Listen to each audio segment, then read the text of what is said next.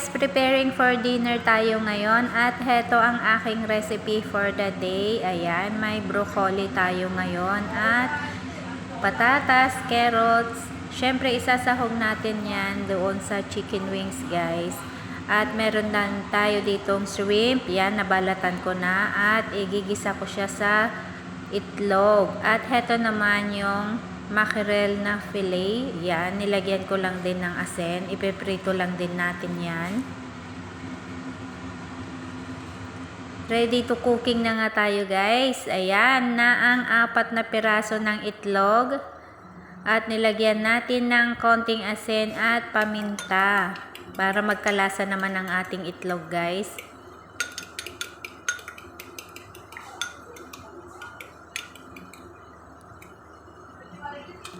At after that, yan, nagpainit na din ako ng pan at nilagyan ko din ng mantika para iprito na natin ang ating scrambled egg with shrimp.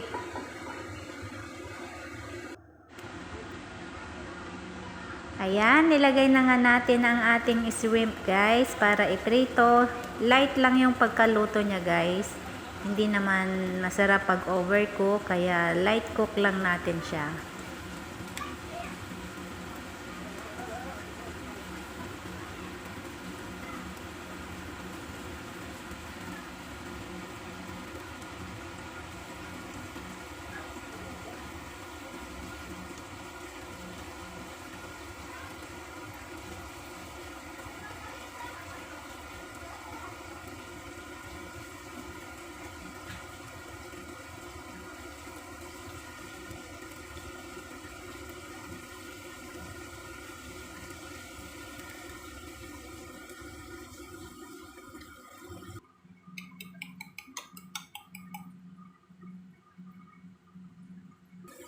Okay na ang ating hipon guys, pwede na natin ilagay ang ating itlog.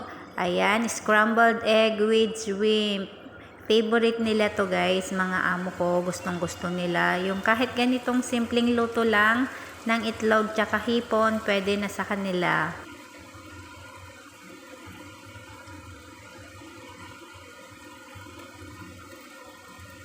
Hindi ako perfect na magluto ng ganito guys, pero pag the outcome is coming, yan, gustong gusto din naman nila ang aking luto.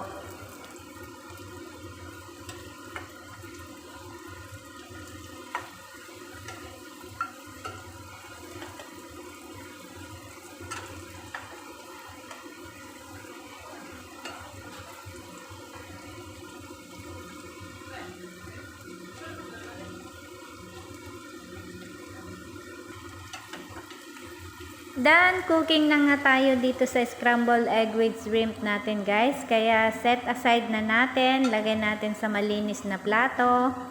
Ayan, masarap naman siya guys.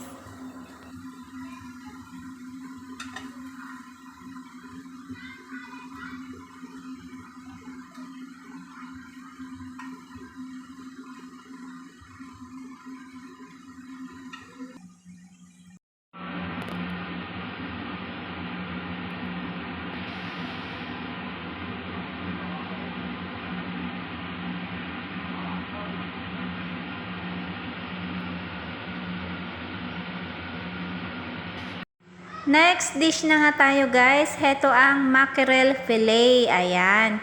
Madali ang luto lang din naman ito. Ipiprito natin. Nilagyan ko siya ng konting asin.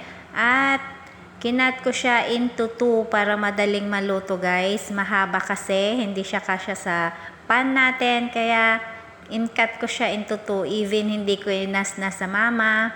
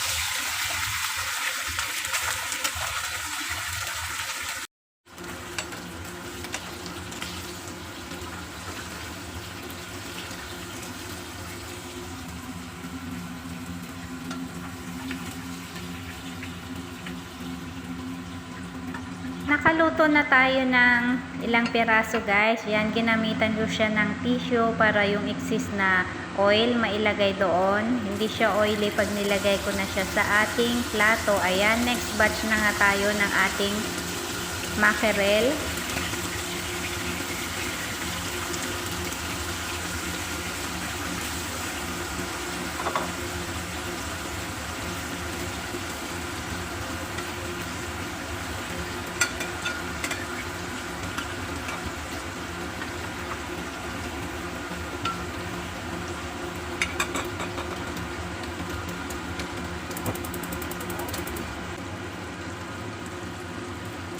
Ang sarap niya tingnan dito guys, parang sardines din.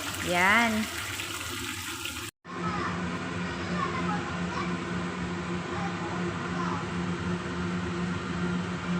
Wow, craving satisfied tayo dito guys. Yan, plinating ko din para maganda rin siya tignan.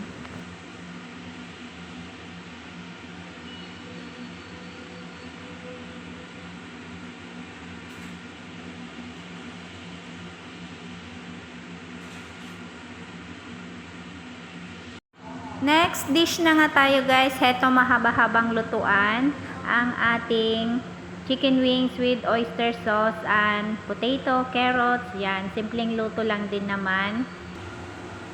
Siyempre, meron na tayong mantika.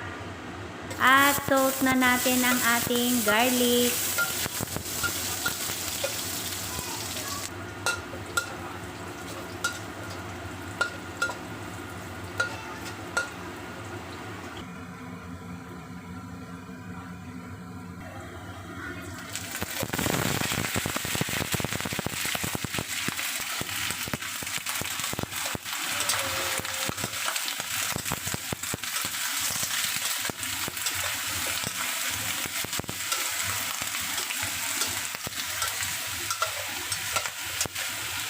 Igisa natin ang ating chicken wings guys until brown.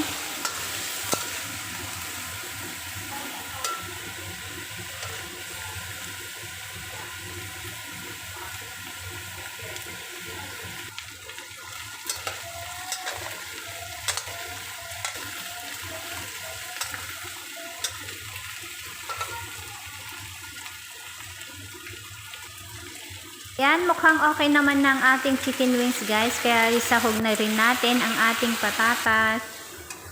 2 piraso yung patatas natin na malalaki guys.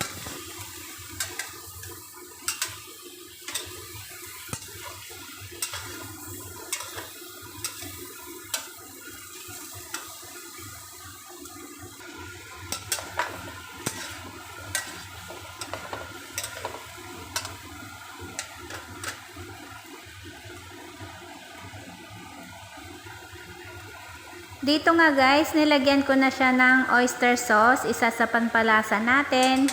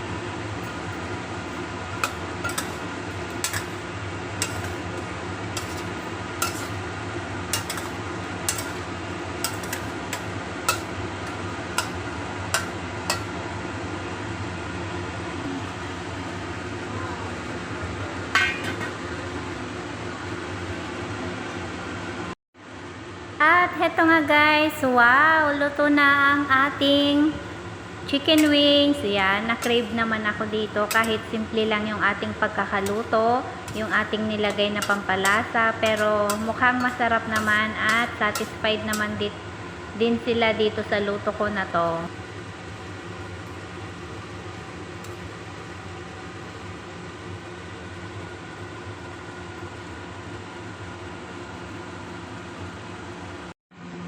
Yan, ready for dinner na. Nakaluto na tayo guys ng chicken wings in oyster sauce.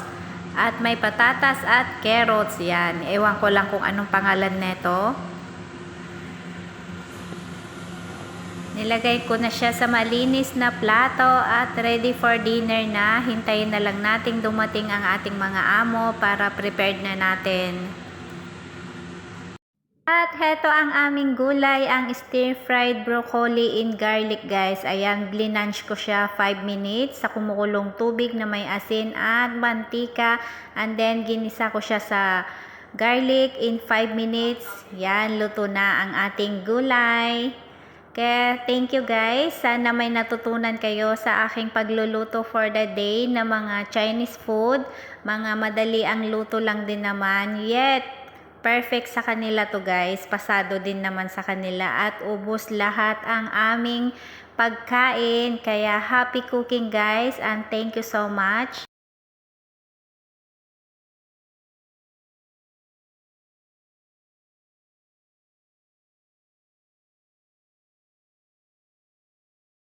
Thank you for watching guys. Please don't forget to like, share, and subscribe Angeline's Food Trip at bell all na rin po para ma-notify kayo sa bago kong upload na videos. Kaya thank you so much. Sana nag-enjoy kayo at sana see you on my next vlog. Bye!